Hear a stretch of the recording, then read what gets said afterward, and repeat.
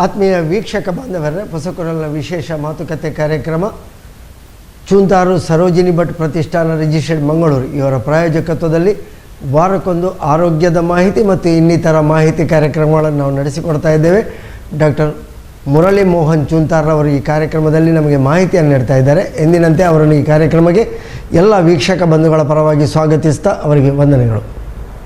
ನಮಸ್ಕಾರ ಡಾಕ್ಟ್ರೇ, ನಾವು ಈ ವಾರ ರಕ್ತದಾನ ಮಾಹಿತಿಯ ಒಂದು ಕಾರ್ಯಕ್ರಮದ ಬಗ್ಗೆ ಜನರಿಗೆ ಮಾಹಿತಿ ಕೊಡ್ತಾ ಇದ್ದೇವೆ. ಈಗ ಸಾಧಾರಣವಾಗಿ ರಕ್ತದಾನ ಶಿಬಿರಗಳು ಅಲ್ಲಲ್ಲಿ ನಡೀತಾ ಇವೆ. ರಕ್ತದಾನ ಮಾಡಬೇಕಂತ ಹೇಳ್ತೇವೆ, ರಕ್ತದಾನ ಮಾಡಿದರೆ ಇನ್ನೊಂದು ಜೀವದಾನ ಉಳಿಸಿದ ಹಾಗೆ ಅಂತೆಲ್ಲ ಹೇಳ್ತೇವೆ. ಈಗ ರಕ್ತದಾನ ಅಂದರೆ ಏನು? ಇದು ನೋಡಿ, ಯಾವುದೇ ಫಲಾಪೇಕ್ಷೆ ಇಲ್ಲದೆ ಒಬ್ಬ ವ್ಯಕ್ತಿ ತನ್ನ ದೇಹದಿಂದ ರಕ್ತವನ್ನು ಇನ್ನೊಂದು ವ್ಯಕ್ತಿಯ ಜೀವ ಉಳಿಸಲಿಕ್ಕೆ ನೀಡುವಂತಹ ದಾನವನ್ನು ನಾವು ರಕ್ತದಾನ ಅಂತ ಹೇಳ್ತೇವೆ. ಹಿಂದಿನ ಕಾಲದಲ್ಲೆಲ್ಲ ಸುಮಾರು 30-40 ವರ್ಷಗಳ ಹಿಂದೆ ಇದೊಂದು ಕಮರ್ಷಿಯಲ್ ಆಗಿತ್ತು. ಅಂದರೆ ರಕ್ತವನ್ನು ಹಣಕ್ಕಾಗಿ ಮಾರ್ತಾಯಿದ್ರು, ಹಣ ತಗೊಳ್ಳೋದು ರಕ್ತವನ್ನು ಮಾರ್ತಾಯಿದ್ರು, ಅದು ದಾನ ಅಂತ ಆಗೋದಿಲ್ಲ.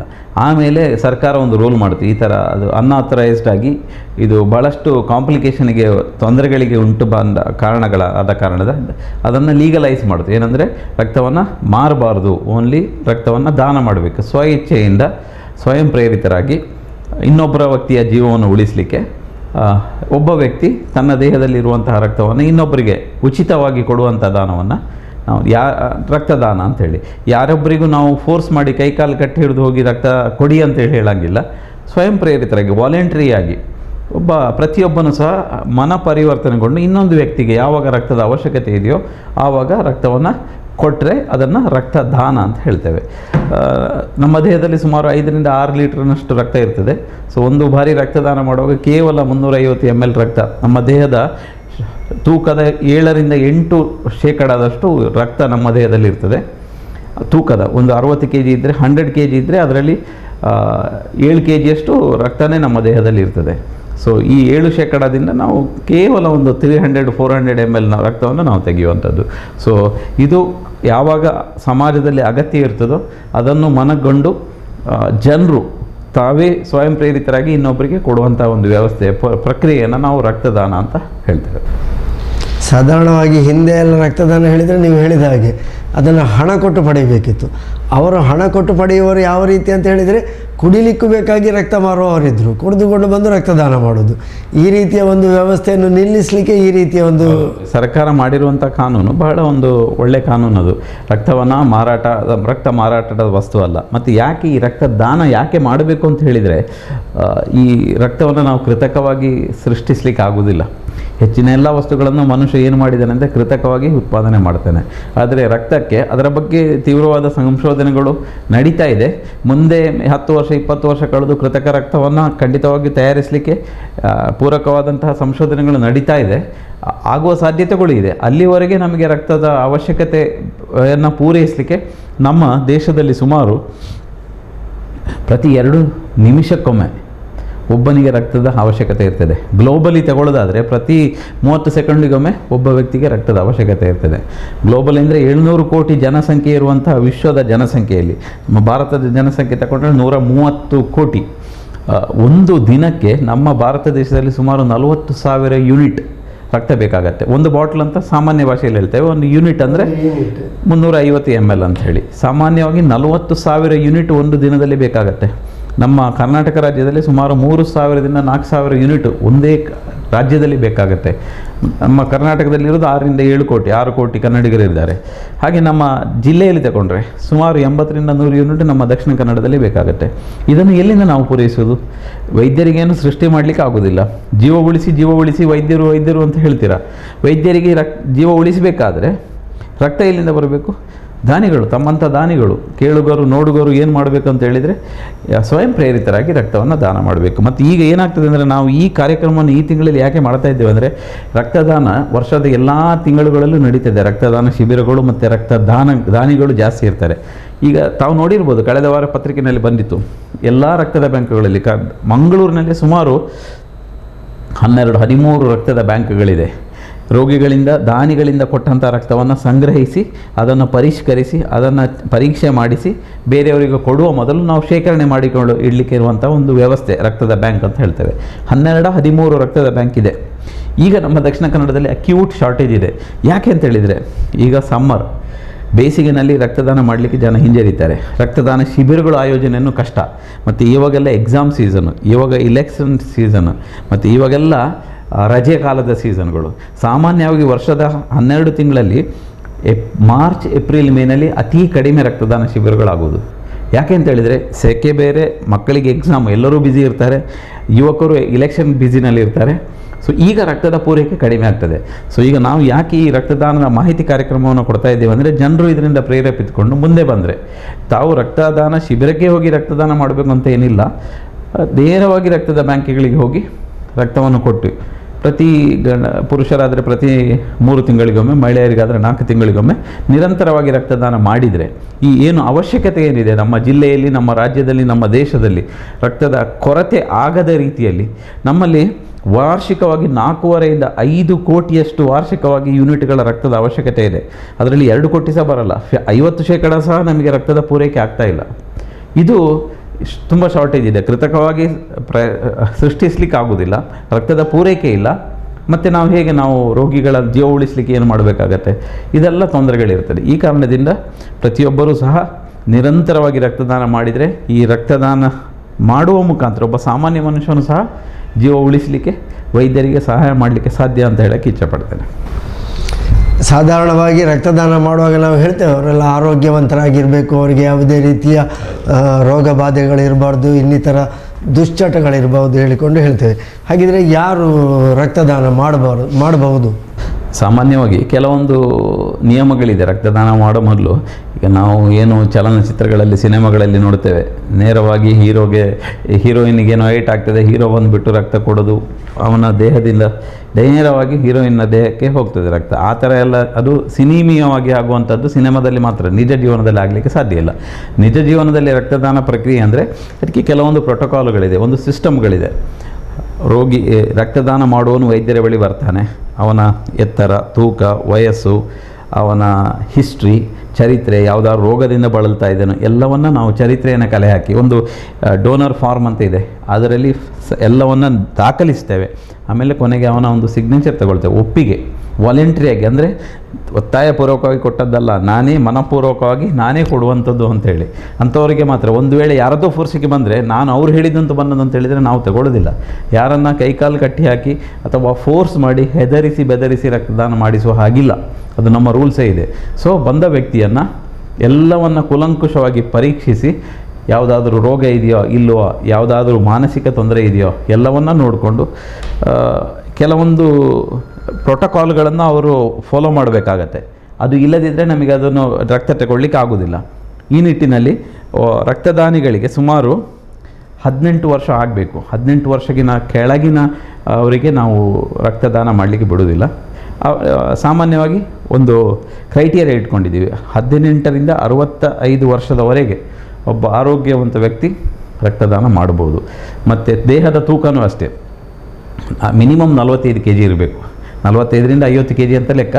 ಸೊ 45 ಬಾಡಿ ವೆಯ್ಟ್ ಕಡಿಮೆ ಆದ ಹಾಗೆ, ನಾನೀಗ ತಾನೇ ಹೇಳಿದೆ, ದೇಹದ 7% ರಕ್ತ ಇರ್ತದೆ ಅಂತ ಹೇಳಿ. ಸೊ ಸಾಮಾನ್ಯವಾಗಿ 5ರಿಂದ 6 ಲೀಟರ್ ರಕ್ತ ಇರುವಂಥದ್ದು. ಸೊ 50 kg ಆದರೆ ಅಟ್ಲೀಸ್ಟ್ 3.5 kg ರಕ್ತ ದೇಹದಲ್ಲಿ ಇರ್ತದೆ. ಸೊ 45ರಿಂದ 50 kg ದೇಹದ ತೂಕ ಇರಬೇಕು. ಮತ್ತು ದೇಹದಲ್ಲಿ ಹಿಮೋಗ್ಲೋಬಿನ್ ಅಂತ ನಾವು ಹೇಳ್ತೇವೆ. ಹಿಮೋಗ್ಲೋಬಿನ್ ಅಂದರೆ ಒಂದು ರಕ್ತದಲ್ಲಿ, ಕೆಂಪು ರಕ್ತ ಕಣದಲ್ಲಿರುವಂತಹ ಒಂದು ವಸ್ತು. ಈ ಆಕ್ಸಿಜನ್ ಏನಿದೆ, ನಾವು ಉಸಿರಾಡುವ ಗಾಳಿಯಲ್ಲಿರುವಂಥ ಆಕ್ಸಿಜನ್ನ ದೇಹದ ಜೀವಕೋಶಗಳಿಗೆ ಸಾಗಿಸುವಂಥ ಒಂದು ವಸ್ತುವನ್ನು ಹಿಮೋಗ್ಲೋಬಿನ್ ಅಂತ ಹೇಳ್ತೇವೆ. ಸೊ ಅದರ ಸಾಂದ್ರತೆ, ಅದರ ಕಾನ್ಸಂಟ್ರೇಷನ್ 12ಕ್ಕಿಂತ ಜಾಸ್ತಿ ಇರಬೇಕು. ಮಹಿಳೆಯರಿಗೆ 12 ಇರ್ತದೆ ಎವರೇಜ್ ಆಗಿ, ಪುರುಷರಿಗೆ 15 ಗ್ರಾಮ್ ಪರ್ ಡೆಸಿಲೀಟರ್ ಅಂತ ಹೇಳ್ತೇವೆ ನಾವು. ಸೊ ಇದು ಈ ಹಿಮೋಗ್ಲೋಬಿನ್ ಕಡಿಮೆ ಇದೆ ಅಂಶ ಅಂತ ಹೇಳಿದರೆ ನಾವು ರಕ್ತದಾನ ಮಾಡಲಿಕ್ಕೆ ಬಿಡೋದಿಲ್ಲ. ಹೆಚ್ಚಿನವರು, ನಮ್ಮ ಭಾರತದ ಮಹಿಳೆಯರ ಪ್ರಾಬ್ಲಮ್ ಏನಂದರೆ, ಹೆಚ್ಚಿನ ಎಲ್ಲ ಮಹಿಳೆಯರಿಗೆ ಅವರು ತಿನ್ನುವ ಆಹಾರ ಮತ್ತು ಅವರ ದೇಹದ ಪ್ರಕೃತಿಯಿಂದಾಗಿ ಅವರ ಹಿಮೋಗ್ಲೋಬಿನ್ ಕಡಿಮೆ ಇರ್ತದೆ, 11, 10 ಎಲ್ಲ ಇರ್ತದೆ. ಆ ಸಂದರ್ಭಗಳಲ್ಲಿ ನಾವು ಅವರಿಂದ ರಕ್ತ ತೆಗೆದುಕೊಳ್ಳಿಕ್ಕೆ ಆಗೋದಿಲ್ಲ. ಸಾಮಾನ್ಯವಾಗಿ ಪುರುಷರಿಗೆ 13-14 ಇರ್ತದೆ. ಮಹಿಳೆಯರಿಗೆ ಅವರದೇ ಆದ ತಿಂಗಳು ಪ್ರಾಬ್ಲಮ್ಗಳು ಸಮಸ್ಯೆಗಳು ಇರುವುದರಿಂದ ಅದು ಲ್ಯಾಕ್ಟೇಷನ್ ಇರ್ಬೋದು, ಪ್ರೆಗ್ನೆನ್ಸಿ ಇರ್ಬೋದು, ಇರೋ ಮುಟ್ಟು ಆಗುವಂಥ ಪ್ರಕ್ರಿಯೆ ಇರ್ಬೋದು. ಆ ಕಾರಣದಿಂದ ಹಿಮೋಗ್ಲೋಬಿನ್ ಲೆವೆಲ್ ಕಡಿಮೆ ಇರ್ತದೆ. ಈ ಕಾರಣದಿಂದಲೇ ನಾವು ಮಹಿಳೆಯರಲ್ಲಿ ಪ್ರತಿ 3 ತಿಂಗಳಿಗೊಮ್ಮೆ ವರ್ಷದಲ್ಲಿ 3 ಬಾರಿ 4 ತಿಂಗಳಿಗೊಮ್ಮೆ, ಅಥವಾ ಪುರುಷರಲ್ಲಿ 3 ತಿಂಗಳಿಗೊಮ್ಮೆ, ಪ್ರತಿ ವರ್ಷದಲ್ಲಿ 4 ಬಾರಿ ನಾವು ತೆಗೆದುಕೊಳ್ತೇವೆ. ಸೊ 13ಕ್ಕಿಂತ ಜಾಸ್ತಿ ಇರಬೇಕು ಹಿಮೋಗ್ಲೋಬಿನ್, ಪ್ಲಸ್ ಬಾಡಿ ವೆಯ್ಟ್ 45 kgಗಿಂತ ಜಾಸ್ತಿ ಇರಬೇಕು, 18ರಿಂದ 65 ವರ್ಷ ಆಗಿರಬೇಕು. ಮತ್ತು ಆ ವ್ಯಕ್ತಿ ರಕ್ತದಾನ ಮಾಡುವ ದಿವಸ ಅವನು ಯಾವುದೇ ಜ್ವರದಿಂದ ಬಳಲ್ತಾ ಇರಬಾರ್ದು. ದೇಹದ ಉಷ್ಣತೆ, ಕೆಲವರಿಗೆ ವೈರಲ್ ಫೀವರ್ ಇರುವಂಥದ್ದು ಅಥವಾ ದೇಹದ ಉಷ್ಣತೆ ಜಾಸ್ತಿ ಇದ್ದರೆ ನಾವು ಸಾಮಾನ್ಯವಾಗಿ ತೆಗೆದುಕೊಳ್ಳೋದಿಲ್ಲ, ಜ್ವರ ಇರುವಾಗ ತೆಗೆದುಕೊಳ್ಳೋದಿಲ್ಲ. ಮತ್ತು ನಾಡಿ ಬಡಿತನೂ ಚೆಕ್ ಮಾಡ್ತೇವೆ. ನಾಡಿ ಬಡಿತ ಚೆಕ್ ಮಾಡಿ ನಾರ್ಮಲಿ 1 ನಿಮಿಷಕ್ಕೆ 72 ಬಾರಿ ನಮ್ಮ ಹೃದಯ ಬಡಿತಾ ಇರ್ತದೆ. ಸೊ ಏನಾಗ್ತದೆ ಅಂದರೆ, ಏನಾದರೂ ಮಾನಸಿಕವಾಗಿ ತೊಂದರೆಗಳಿದ್ದರೆ ಅಥವಾ ಆಲ್ಕೋಹಾಲ್ ಸೇವನೆ ಮಾಡಿದರೆ, ಹೈಪರ್ ಟೆನ್ಷನ್ ಇದ್ದರೆ, ಸ್ಮೋಕಿಂಗ್ ಇದ್ದರೆ ಈ ನಾಡಿ ಬಡಿತ ಜಾಸ್ತಿ ಇರ್ತದೆ. ನಾಡಿ ಬಡಿತ ಜಾಸ್ತಿ ಇದ್ದರೆ ನಾವು ಸಾಮಾನ್ಯವಾಗಿ ರಕ್ತದಾನ ಮಾಡಲಿಕ್ಕೆ ಬೇಡ ಅಂತ ಹೇಳ್ತೀವಿ. ಸೊ ಒಟ್ಟಿನಲ್ಲಿ ಬಂದ ವ್ಯಕ್ತಿಯ ಚರಿತ್ರೆ, ಅವ ಯಾಕಾಗಿ ಕೊಡ್ತಾ ಇದ್ದಾನೆ, ಹಿಂದಿನ ಬಾರಿಯೂ ಕೊಟ್ಟಿದ್ದೀವೋ ಎಲ್ಲವನ್ನ ನೋಡಿಕೊಂಡು, ಈಗ 1 ತಿಂಗಳ ಹಿಂದೆ ಅವನು ರಕ್ತದಾನ ಮಾಡಿದ ಅಂತೇಳಿ ಆದರೆ ನಾವು ಅವನಿಗೆ ಪುನಃ ರಕ್ತದಾನ ಮಾಡಲಿಕ್ಕೆ ಹೇಳೋದಿಲ್ಲ, ಬೇಡ ಅಂತ ಹೇಳ್ತೀವಿ. ಕನಿಷ್ಠ 2ರಿಂದ 3 ತಿಂಗಳು ಗ್ಯಾಪ್ ಬೇಕಾಗತ್ತೆ, ಒಂದು ರಕ್ತದಾನಕ್ಕೆ ಇನ್ನೊಂದು ರಕ್ತದಾನಕ್ಕೂ. ಸೊ ಈ ಎಲ್ಲವನ್ನು ದಾಖಲೆ ಮಾಡಿ ಅವನ BP ನೋಡ್ತೇವೆ. BP ಜಾಸ್ತಿ ಇದೆ, ನಾರ್ಮಲಾಗಿ 120/80 ಅಂತ ಹೇಳ್ತೇವೆ ನಾವು ರಕ್ತದ ಒತ್ತಡವನ್ನು. ಸಿಸ್ಟೋಲಿಕ್ ಬ್ಲಡ್ ಪ್ರೆಷರ್ 120, 80 ಅಂದರೆ ಡಯಾಸ್ಟೋಲಿಕ್, ಕೆಳಗಿನ ಡಯಾಸ್ಟೋಲಿಕ್ ಪ್ರೆಷರ್. ಸಾಮಾನ್ಯವಾಗಿ ಈ BP ಜಾಸ್ತಿ ಇದೆ ಅಂದರೆ ನಾವು ರಕ್ತದಾನ ಮಾಡೋದು ಬೇಡ ಅಂತ ಹೇಳ್ತೀವಿ. ಸೊ ಇವೆಲ್ಲವನ್ನು ನಾವು ನೋಡಿ, ವೈದ್ಯರು ಇರ್ತಾರೆ, ಚೆಕ್ ಮಾಡ್ತಾರೆ, ತೂಕ, ಎತ್ತರ, ಹೈಟು, ವೆಯ್ಟು, ಮತ್ತು ಜ್ವರ ಇದೆಯಾ ಇಲ್ವಾ, ರಕ್ತದೊತ್ತಡ ಎಲ್ಲವನ್ನು ನೋಡಿ ಪೇಷಂಟಿಂದ ಸಿಗ್ನೇಚರ್ ತಗೊಂಡು ಅವರು ಒಪ್ಪಿದ ಮಾತ್ರಕ್ಕೆ ಆ ಬಳಿಕ ರಕ್ತದಾನ ಮಾಡುವಂಥದ್ದು. ಇದನ್ನು ಯಾರು ಈ ಕ್ರೈಟೀರಿಯಾವನ್ನು ಫಾಲೋ ಮಾಡೋದಿಲ್ಲ ಅವರಿಂದ ನಾವು ರಕ್ತದಾನ ಮಾಡಲಿಕ್ಕೆ ಅವಕಾಶವನ್ನು ನಿರಾಕರಿಸುವಂಥದ್ದು. ಆತ್ಮೀಯ ವೀಕ್ಷಕ ಬಾಂಧವರ, ಹೊಸಕೊರಲ್ನ ವಿಶೇಷ ಮಾತುಕತೆ ಕಾರ್ಯಕ್ರಮ, ಆರೋಗ್ಯದ ಮಾಹಿತಿ, ರಕ್ತದಾನದ ಮಹತ್ವಗಳು, ಅದರಲ್ಲೂ ಸೆಕೆಗಾಲದಲ್ಲಿ ಯಾಕೆ ನಾವು ಹೆಚ್ಚು ರಕ್ತದಾನದ ಅವಶ್ಯಕತೆ ಇದೆ ಎನ್ನುವುದರ ಬಗ್ಗೆ ಮಾಹಿತಿಯನ್ನು ಕೊಡ್ತಾ ಇದ್ದಾರೆ ಡಾಕ್ಟರ್ ಮುರಳಿ ಮೋಹನ್ ಚೂಂತಾರ್ರವರು. ಡಾಕ್ಟರ್, ಈಗ ರಕ್ತದಾನ ಅಂದರೆ ಏನು, ಯಾರು ರಕ್ತದಾನ ಮಾಡಬಹುದು ಅಂತ ಹೇಳಿದ್ರಿ, ಈಗ ಯಾರು ರಕ್ತದಾನ ಮಾಡಬಾರ್ದು? ನೋಡಿ, ರಕ್ತದಾನ ಮಾಡದೇ ಇರಲಿಕ್ಕೆ ಕೆಲವೇ ಕಾರಣಗಳಿದೆ. ಸೊ ಅದನ್ನು ನಾವು ವ್ಯಕ್ತಿಯ ಚರಿತ್ರೆಯನ್ನು, ಕೇಸ್ ಹಿಸ್ಟ್ರಿ ಅಂತ ಹೇಳ್ತೇವೆ, ಅದು ನೋಡುವಾಗ, ಕೇಳುವಾಗ ಕುಲಂಕುಷವಾಗಿ ನಾವು ಪರೀಕ್ಷೆ ಮಾಡಿದಾಗ ಕೇಳ್ತೇವೆ, ಯಾವುದಾದ್ರೂ ಯಕೃತ್ತಿನ ಲಿವರ್ ಪ್ರಾಬ್ಲಮ್ ಇದೆಯಾ. ಈಗ ಆಲ್ಕೋಹಾಲ್ ಸೇವನೆ ಮಾಡೋರಿಗೆ ಲಿವರ್ ತೊಂದರೆಗಳಿರುತ್ತೆ, ಮೂತ್ರಪಿಂಡದ ಕಾಯಿಲೆ ಇದೆಯಾ, ಹಾರ್ಟ್ ಪ್ರಾಬ್ಲಮ್ ಇದೆಯಾ, ಈ ಥರ ಎಲ್ಲ ತೊಂದರೆಗಳಿದ್ದರೆ ನಾವು ಅವರನ್ನು ರಕ್ತದಾನ ಮಾಡಲಿಕ್ಕೆ ಅವಕಾಶ ನೀಡುವುದಿಲ್ಲ. ಸೊ ಡಯಾಬಿಟಿಸ್ ಇದ್ದರೆ, ಅನ್ಕಂಟ್ರೋಲ್ಡ್ ಡಯಾಬಿಟಿಸ್ ಅಂತ ಹೇಳ್ತೇವೆ, ಮಧುಮೇಹ ರೋಗ ಕಂಟ್ರೋಲ್ನಲ್ಲಿಲ್ಲ ಅಂತ. ಸಾಮಾನ್ಯವಾಗಿ controlled diabetes under medication, body weight ಎಲ್ಲ ನಾರ್ಮಲ್ ಇದ್ದರೆ ನಾವು ತಗೊಳ್ತೇವೆ. ಅದೇ ರೀತಿ ಅಧಿಕವಾದಂಥ ರಕ್ತದೊತ್ತಡ ಇದ್ದರೆ, heart problem, liver problem, kidney problem, ಇಂತಹ ಸಾಮಾನ್ಯವಾಗಿ ನಾವು ರಕ್ತದಾನ ಮಾಡೋದಿಲ್ಲ. ಆರೋಗ್ಯವಂತ ವ್ಯಕ್ತಿಯ ರಕ್ತವನ್ನು ನಾವು ಆಲ್ವೇಸ್ ಪ್ರಿಫರ್ ಮಾಡುವಂಥದ್ದು. ಅದರ ಜೊತೆಗೆ ಮದ್ಯಪಾನ ಮಾಡಿದರೆ 24 ಗಂಟೆಗಳ ಕಾಲ ನಾವು ಯಾವುದೇ ರಕ್ತದಾನ ಮಾಡಲಿಕ್ಕೆ ಬಿಡೋದಿಲ್ಲ, ಮಾಡಿದರೆ ತೊಂದರೆ ಆಗ್ತದೆ ಅಂಥೇಳಿ. ಅದಲ್ಲದೆ ಕಾಮಾಲೆ ರೋಗ, ಜಾಂಡೀಸ್ ರೋಗ ಅಂತ ಹೇಳ್ತೀವಿ, ಅಥವಾ ಕಳೆದ 6-15 ತಿಂಗಳ ಹಿಂದೆ ಮಲೇರಿಯಾ ಬಂದಿದ್ದರೆ, ಟೈಫಾಯ್ಡ್ ರೋಗ ಬಂದಿದ್ದರೆ, ಯಾವುದಾದ್ರೂ ಮರಣಾಂತಿಕವಾದಂಥ ಕಾಯಿಲೆಗಳು ಬಂದಿದ್ದರೆ, ಅಥವಾ ಯಾವುದಾದ್ರೂ ಮೇಜರ್ ಸರ್ಜರಿ, ದೊಡ್ಡ ಸರ್ಜರಿ ಆಗಿದೆ, ಆವಾಗ ಸಾಕಷ್ಟು ರಕ್ತದ ಹಾನಿಯಾಗಿದೆ, ಲಾಸ್ ಆಗಿದೆ, ದೇಹದಿಂದ ಸೋರಿ ಹೋಗಿದೆ ಅಂತೇಳಿ ಆದರೆ ಅಂಥ ಸಂದರ್ಭಗಳಲ್ಲಿ ಸಹ ನಾವು ರಕ್ತದಾನ ಮಾಡೋದು ಬೇಡ ಅಂತ ಹೇಳ್ತೀವಿ. ಸೊ ಒಟ್ಟಿನಲ್ಲಿ ನಾವು ವ್ಯಕ್ತಿಯನ್ನು ಕೂಲಂಕುಷವಾಗಿ ಪರೀಕ್ಷೆ ಮಾಡ್ತೇವೆ. ಅದೇ ರಕ್ತಹೀನತೆ ಇದೆಯಾ ಅಂತ ನೋಡ್ತೀವಿ. ರಕ್ತದಲ್ಲಿ ಹೆಮೋಗ್ಲೋಬಿನ್ ಲೆವೆಲ್ ಕಡಿಮೆ ಇದ್ದರೆ ಖಂಡಿತವಾಗಿ ಸಹ ನಾವು ಅವರಿಗೆ ರಕ್ತದಾನ ಮಾಡಲಿಕ್ಕೆ ಬಿಡೋದಿಲ್ಲ. ಅಥವಾ ಕ್ಷಯರೋಗ, ಟ್ಯೂಬರ್ಕ್ಲೋಸಿಸ್ ಅಂತ ಹೇಳ್ತೇವೆ, ರಕ್ತದಿಂದ ಹರಡುವಂಥ ರೋಗ ಕ್ಷಯರೋಗ, ಅಥವಾ ಅಪಸ್ಮಾರ ಅಂತ ಹೇಳ್ತೀವಿ, ಇದು ಎಪಿಲೆಪ್ಸಿ ಅಂತ ಹೇಳ್ತೇವೆ, ಅಂತಹ ರೋಗದಿಂದ ಬಳಲ್ತಾ ಇದ್ದರೆ ಸೊ ಅಂಥವರಿಗೆ ನಾವೇನು ಹೇಳ್ತೇವೆ, ದಯವಿಟ್ಟು ನೀವು ರಕ್ತದಾನ ಮಾಡಬೇಡಿ. ಹಾಗೆಯೇ ಗರ್ಭಿಣಿ ಸ್ತ್ರೀಯರು ಅಥವಾ ಲ್ಯಾಕ್ಟೇಟಿಂಗ್ ಮದರ್ಸ್ ಅಂದರೆ ಈಗ ಮಗುವಿಗೆ ಹಾಲು ಕೊಡುವಂಥ ಸಂದರ್ಭಗಳಲ್ಲಿ ತಾಯಿಯ ದೇಹದಲ್ಲಿರುವಂಥ ಕ್ಯಾಲ್ಸಿಯಂ ಅಥವಾ ಪೋಷಕಾಂಶಗಳು ಜಾಸ್ತಿ ಮಗುವಿಗೆ ಹೋಗಿರ್ತದೆ. ತಾಯಿಗೂ ಸಹ ರಕ್ತದಾನ ಮಾಡಿದರೆ ತೊಂದರೆ ಆಗ್ತದೆ, ಯಾಕೆಂದರೆ 2 ಜೀವವನ್ನು ಕಾಪಾಡಬೇಕಾದಂಥ ಜವಾಬ್ದಾರಿ ನಮ್ಮ ಮೇಲೆ ಇರ್ತದೆ. ಅಥವಾ ಮುಟ್ಟಾದ ಸಂದರ್ಭಗಳಲ್ಲಿ ಏನಾಗ್ತದೆ ಅಂತ ಹೇಳಿದರೆ ಅವರಿಗೂ ಸಹ ರಕ್ತದ ಸೋರಿಕೆ ಹೋಗುವ ಕಾರಣದಿಂದ ಅವರಿಗೆ ಸಹ ಭಾಳಷ್ಟು ತೊಂದರೆಗಳಾಗುವ ಕಾರಣಗಳು. ಸೊ ಈ ಎಲ್ಲ ನಿಟ್ಟಿನಲ್ಲಿ ಇದೆಲ್ಲವನ್ನು ನೋಡಿಕೊಂಡು, ಅಥವಾ ಯಾವುದೇ ನಿದ್ರಾ ಸಂಬಂಧಿ ರೋಗಗಳು, ಅಥವಾ ಮೆದುಳು ಸಂಬಂಧಿ ರೋಗಗಳು, ಯಾವುದಾದ್ರೂ ಟ್ಯೂಮರ್ಗಳಿದ್ದರೆ, ಯಾವುದಾದ್ರೂ ಕೀಮೋಥೆರಪಿ ಅಂತ ಏನಾದ್ರು ಔಷಧಿ ತಗೊಳ್ತಾ ಇದ್ದರೆ, ಅಥವಾ ಇನ್ಯಾವುದೇ ಆ್ಯಂಟಿಬಯೋಟಿಕ್ ಸೇವನೆ ಮಾಡ್ತಾ ಇದ್ದರೆ, ಅಥವಾ ಅಪ್ಪರ್ ರೆಸ್ಪಿರೇಟರಿ ಟ್ರ್ಯಾಕ್ಟ್ ಇನ್ಫೆಕ್ಷನ್ ಅಂತ ಹೇಳ್ತೇವೆ, ಅವರಿಗೆ cold, common cold, viral fever ಇಂಥದ್ದೇನಾರು ಇದ್ದರೆ, ಸೊ ಇದೆಲ್ಲವನ್ನು ನಾವು ನೋಡ್ತೇವೆ. ಇಂತಹ ತೊಂದರೆಗಳಿದೆ ಅಂತ ಹೇಳಿದರೆ ನಾವು ರೋಗಿಗಳಿಗೆ ಮುಂದೆ ತೊಂದರೆ ಆಗಬಾರ್ದು ಅಂತ ಹೇಳುವ ದೃಷ್ಟಿಯಿಂದ ರೋಗಿಯನ್ನು ಕನ್ವಿನ್ಸ್ ಮಾಡ್ತೇವೆ. ರಕ್ತದಾನ ಮಾಡಲಿಕ್ಕೆ ಬಂದವರು, ನೋಡಪ್ಪ ಈ ಥರ ತೊಂದರೆಗಳಿದೆ, ನಿಮಗೆ ಆ್ಯಂಟಿಬಯೋಟಿಕ್ ಕೋರ್ಸ್ ತಗೊಳ್ತಾ ಇದ್ದರೆ ಈ ಆ್ಯಂಟಿಬಯೋಟಿಕ್ ಕೋರ್ಸ್ ಮುಗಿದ ನಂತರ ಮತ್ತೆ ನಾವು ಕೊಡುವಂಥದ್ದು. ಮತ್ತು ಅದಲ್ಲದೆ ಬೇರೆ ಇನ್ಯಾವುದೇ ಇನ್ನೊಬ್ಬರ ಫೋರ್ಸಿಗಾಗಿ, ಈಗ ಕೆಲವೊಮ್ಮೆ ಏನಾಗ್ತದೆ ಅಂದರೆ ರಕ್ತದಾನಿಗಳನ್ನು ಕೆಲವರು ದೈಹಿಕವಾಗಿ ಫಿಟ್ ಇರ್ತಾರೆ, ಬಟ್ ಮಾನಸಿಕವಾಗಿ ಅವರು ಕೊಡಬೇಕು ಅಂತ ಹೇಳೋ ಭಾವನೆ ಅವರಲ್ಲಿ ಇರಲ್ಲ. ಯಾರದ್ದೋ ಒತ್ತಾಯಕ್ಕೆ ಅಲ್ಪ ಪೋಲೆ ಯಾರಿಗೂ ಅರ್ಜೆಂಟ್ ನೆತ್ತರುಂಡು ಏರ್ಲೆಜ್ಜರು ಹೊರ ಪೋಲೆ ಅಂತೇಳಿ ನಾವು ಕಳಿಸ್ತೇವೆ, ಅರ್ಜೆಂಟ್ ಪೋಲೆ 4 ಜನ ಪೂತು ನೆತ್ತರು ಬರಲಿ ಅಂತೇಳಿ. ಮಾನಸಿಕವಾಗಿ ಅವರು ಇರಲ್ಲ, ಯಾರದೋ ಫೋರ್ಸಿಗೆ ದಾಕ್ಷಿಣ್ಯಕ್ಕೆ ರಕ್ತದಾನ ಮಾಡಲಿಕ್ಕೆ ಕೊಡ್ತಾರೆ. ಅಂಥವ್ರಿಗೆ ಏನಾಗ್ತದೆ ಅಂತ ಹೇಳಿದರೆ ಮಾನಸಿಕವಾಗಿ ಅವರು ಫಿಟ್ ಇರುವುದಿಲ್ಲ, ದೈಹಿಕವಾಗಿ 100 kg ಇದ್ದರೂ ಸಹ ಮಾನಸಿಕವಾಗಿ ಅವರಿಗೊಂದು ರೀತಿಯ ಭಯ ಇರುತ್ತೆ, ಅವ್ಯಕ್ತವಾದ ಏನಾದರೂ ಆಗ್ಬೋದು ಅಂಥೇಳಿ. ಅಂಥವ್ರಿಗೆ ಏನಾಗ್ತದೆ, ಕಾಂಪ್ಲಿಕೇಶನ್ಸ್ ಆಗುವಾಗ ರಕ್ತದಾನ ಮಾಡಿದ ಕೂಡಲೇ ಅವರಿಗೆ ತಲೆ ಸುತ್ತಿ ಬಂದಂತಾಗುವಂಥದ್ದು ಅಥವಾ ಇನ್ಯಾವುದೇ ತೊಂದರೆಗಳಾಗುವಂಥದ್ದು. ಸೊ ಮಾನಸಿಕವಾಗಿ ಮೆಂಟಲಿ ಅವನು ಫಿಟ್ ಇಲ್ಲ ಅಂತೇಳಿ ಆದರೆ ದೈಹಿಕವಾಗಿ ಫಿಟ್ ಇದ್ದರೂ ಸಹ ನಾವು ರಕ್ತದಾನ ಮಾಡಲಿಕ್ಕೆ ಬಿಡುವುದಿಲ್ಲ. ಮೊದಲ ಬಾರಿ ರಕ್ತದಾನ ಮಾಡೋದಾದರೆ ನಾವು ಅವನ ಮೇಲೆ ವಿಶೇಷವಾದಂತಹ ಒಂದು ಗಮನ ಇಡ್ತೇವೆ. ರಕ್ತದಾನ ಮಾಡಲಿಕ್ಕೆ ವಿಶೇಷವಾದ ಟೈಮ್ ಬೇಡ, 10 ರಿಂದ 15 ನಿಮಿಷ ಒಂದು ಸಣ್ಣ ಸೂಜಿಯಿಂದ ಚುಚ್ಚುತ್ತಾರೆ ಕೈಯಲ್ಲಿ, ದೇಹದಲ್ಲಿರುವ ರಕ್ತ ನೇರವಾಗಿ ಒಂದು ನಳಿಕೆಗೆ ಹೋಗ್ತದೆ. ಸೊ ಕೇವಲ 10 ರಿಂದ 15 ನಿಮಿಷದಲ್ಲಿ ಆಗುವಂಥ ಒಂದು ಪ್ರಕ್ರಿಯೆ, ತಲೆ ಸುಟ್ಟುವುದೂ ಇಲ್ಲ, ಏನು ತೊಂದರೆಗಳು ಆಗುವುದಿಲ್ಲ. ಆದರೆ ಈ ಜನರಲ್ಲಿ ಒಂದು ಅವ್ಯಕ್ತವಾದಂಥ ಭಯ ಇದೆ, ಭಾವನೆ ಇದೆ, ರಕ್ತದಾನ ಕೊಂಟ ಬುಕ್ಕ ಮೂಜಿದ್ದೇನೆ ಅಂಜಪ್ಪೋಡು ಅಂತೇಳಿ, ನಾನು ಮಲಗಬೇಕು, ಯಾವುದೇ ಕೆಲಸ ಮಾಡಲಿಕ್ಕೆ ಆಗೋದಿಲ್ಲ, ನನಗೆ ನಿಶ್ಶಕ್ತಿ ಆಗ್ತದೆ, ನನ್ನ ಪುರುಷತ್ವ ಹೋಗ್ತದೆ, ನನಗೆ ಹಾಗೆ ಆಗ್ತದೆ ಹೀಗಾಗ್ತದೆ ಅಂತ ಅವರು ಇವರು ಹೆದರಿಸಿರ್ತಾರೆ.